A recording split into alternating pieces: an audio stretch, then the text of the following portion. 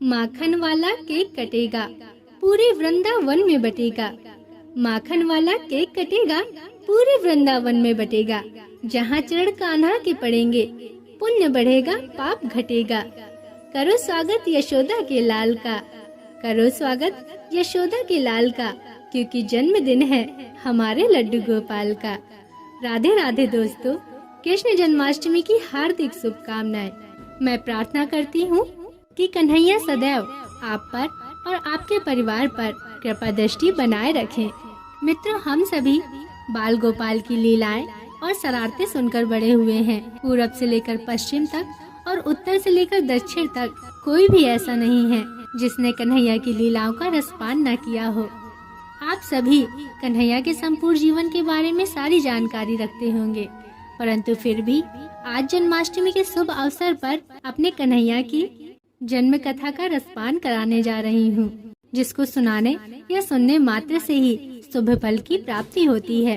परंतु इससे पहले मेरा आप सभी से निवेदन है कि यदि आप चैनल में नए हैं तो चैनल को सब्सक्राइब अवश्य करें और बगल में बनी हुई घंटी को जरूर दबा दें और अपने कन्हैया के लिए वीडियो को लाइक जरूर करें। तो चलिए श्री कृष्ण के दर्शन करते हुए कथा को शुरू करते हैं।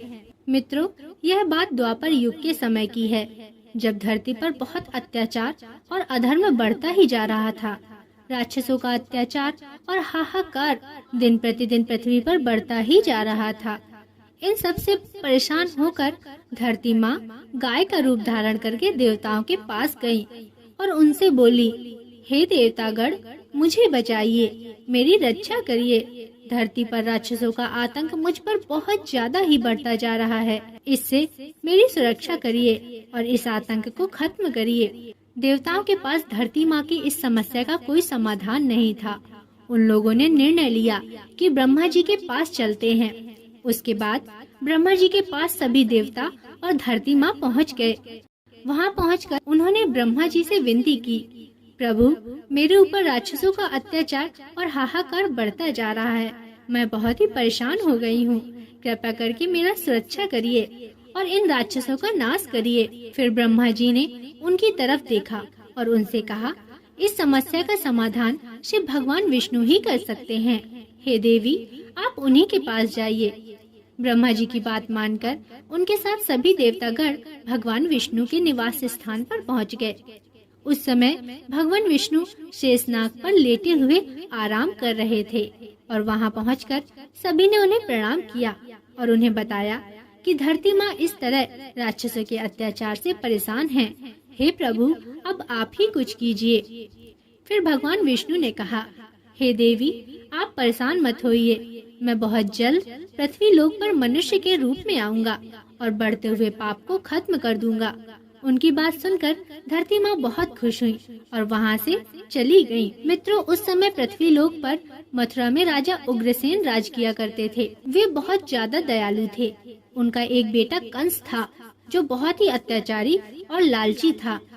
उसे राजगद्दी का बहुत ज्यादा मोह था। एक दिन उसने अपने पिता यानी राजा उग्रसेन को ही सिंहासन से उतार दिया और उन्हें जेल में डलवा दिया और वह खुद राजा बन गया। कंस की एक बहन थी जिसका नाम देवकी था। कंस अपनी बहन देवकी से बहुत प्यार करता था। उसकी बहन अब विवाह योग्य हो गई थी। कंस ने अपने मित्र और शूरसेन के पुत्र वासुदेव से उसकी शादी बड़ी ही धूमधाम से करी। कंस अपनी बहन से इतना प्यार करता था कि उसने कहा कि वह महल से वासुदेव के यहाँ तक अपनी बहन को स्वयं अपने रथ में बैठाल कर विदा करके आएगा। कंस बड़े हर्षोल्लास के साथ बहन देवकी और वासुदेव को लेकर के उसके ससुराल जा रहा था। तभी रास्ते में एक आकाशवाणी हुई कि हे कंस, जिस बहन की शादी तू इतने हर्षोल्लास से कर रहा है और उसको विदा करने उसके ससुराल तक जा रहा है, उसी बहन देवकी का 8वां पुत्र ही तेरा संहार करेगा और तेरे अत्याचार से प्रजा को मुक्त करेगा। आकाशवाणी सुनकर कंस के पैरों तले जमीन खिसक गई और वह बहुत डर गया। फिर उसने सोचा कि यदि यह देवकी ही न रहे तो इसके पुत्र कैसे होंगे, और वह बोला, मैं इस देवकी को यही मृत्यु को सौंप देता हूँ। और ऐसा कहकर उसने अपनी तलवार उठा ली। तभी वासुदेव ने कंस के पैर पकड़ लिए और बोले, हे कंस, जिस बहन से तुम इतना प्रेम करते हो, भला उसी की हत्या तुम कैसे कर सकते हो? कृपया करके यह पाप ना करो। मैं तुम्हें वचन देता हूँ, देवकी से उत्पन्न होने वाली संतान मैं तुम्हें खुद आकर सौंप दूंगा। कंस जानता था कि वासुदेव सत्यवादी है और वह अपने वचन से नहीं हिलेगा। ऐसा सोचकर कंस ने कहा, ठीक है, लेकिन अब तुम दोनों मेरी काल कोठरी में रहोगे।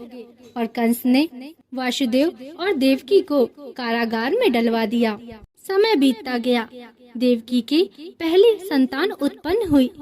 जैसे ही देवकी की संतान उत्पन्न हुई, कारागार में शोर मच गया और यह सूचना कंस तक पहुंची। कंस पैर पटकता हुआ देवकी के पास आया और उसके हाथों से बच्चे को छीन करके चट्टान में पटक दिया। देवकी अपने भाई के सामने रोती रही, गिड़गिड़ाती रही, लेकिन कंस नहीं माना और बच्चे को उसके हाथों से छीनकर और उसकी हत्या कर दी। इसी प्रकार देवकी के दूसरे, तीसरे, चौथे, पांचवे और छठवें बच्चों को कंस ने मौत के घाट उतार दिया।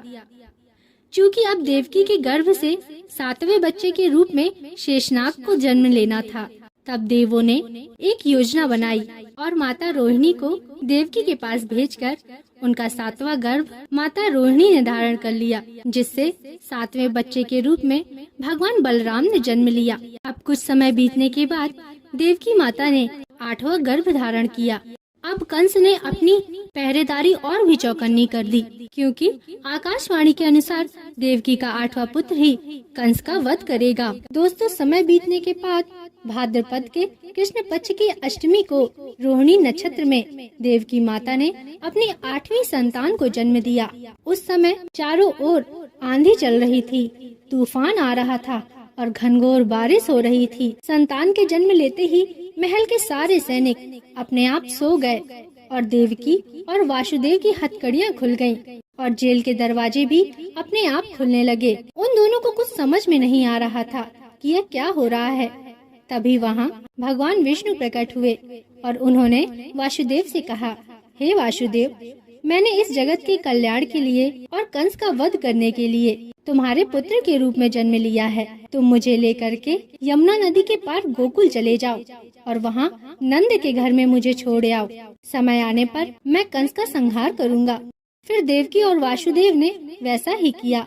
उन्होंने टोकरी में भगवान श्री कृष्ण को लेटाया और कंस की काल कोठरी से बाहर निकल आए। वासुदेव जी को अब यमुना नदी पार करनी थी।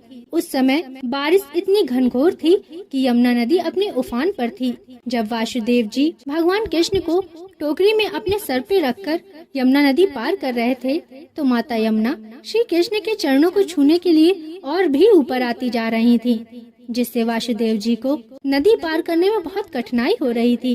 तभी भगवान कृष्ण ने अपने पैर टोकरी से नीचे लटका दिए और माँ यमुना उनके चरण स्पर्श करके तुरंत ही नीचे हो गयी और इस तरह यमुना नदी पार करके वासुदेव जी नंद के घर पहुँच गए। उसी दिन नंद की पत्नी यशोदा माता ने भी एक कन्या को जन्म दिया था। वासुदेव जी ने वहाँ पहुँचकर अपने पुत्र को नंद जी को सौंप दिया और नंद जी ने अपनी पुत्री वासुदेव जी को दे दी। वासुदेव जी पुत्री को लेकर के कारागार में वापस आ गए। जैसे ही वे कारागार में वापस आए, कारागार के खुले हुए दरवाजे अपने आप बंद हो गए और सिपाहियों को होश आ गया और देवकी और वासुदेव की हथकड़ियां अपने आप लग गईं। सिपाहियों को जब पता चला कि आठवें पुत्र का जन्म हो गया है, तो वे दौड़े दौड़े कंस के पास पहुँचे। कंस पैर पटकता हुआ आधी रात को ही कारागार में देवकी के पास आ पहुंचा और उससे उसका पुत्र मांगने लगा। तब देवकी बोली, भैया, मैंने तो पुत्र को जन्म ही नहीं दिया, मुझे पुत्री हुई है। अब ये आपका संहार कैसे कर सकती है? आकाशवाणी के अनुसार तो मेरा आठवां पुत्र आपका संहार करता। कृपा करके इसकी जान बख्श दीजिए। तब कंस अपने अहंकार वश बहुत ही खुश हुआ, परंतु फिर भी उसने उस पुत्री को देवकी के हाथ से छीन लिया और जैसे ही उसने उस पुत्री को चट्टान में पटकने की कोशिश करी, तुरंत ही वह पुत्री उसके हाथ से छूटकर हवा में उड़ गई और बोली, हे दुष्ट कंस, मैं तो योग माया हूँ, मुझे मार के तुझे कुछ नहीं मिलने वाला और तुझे मारने वाला तो गोकुल में जन्म ले चुका है। अब तेरा अंत निश्चित है। ऐसा कहकर वह देवी अंतर्ध्यान हो गई। कंस को पता लगा कि कृष्ण गोकुल में हैं, तो कृष्ण को मारने के लिए कंस ने बहुत से राक्षसों को भेजा, लेकिन कोई भी उनका बाल भी बांका नहीं कर पाया। और इस प्रकार समय आने पर श्री कृष्ण ने कंस का वध किया और प्रजा को उसके अत्याचारों से छुटकारा दिलाया। मित्रों, कहते हैं ना, हरि अनंत हरि कथा अनंता। आशा करती हूँ कि आपको श्री कृष्ण के जन्म की यह कथा पसंद आई होगी। अगर आपको पसंद आई है तो चैनल को सब्सक्राइब अवश्य करें और कमेंट में जरूर लिखें। राधे राधे।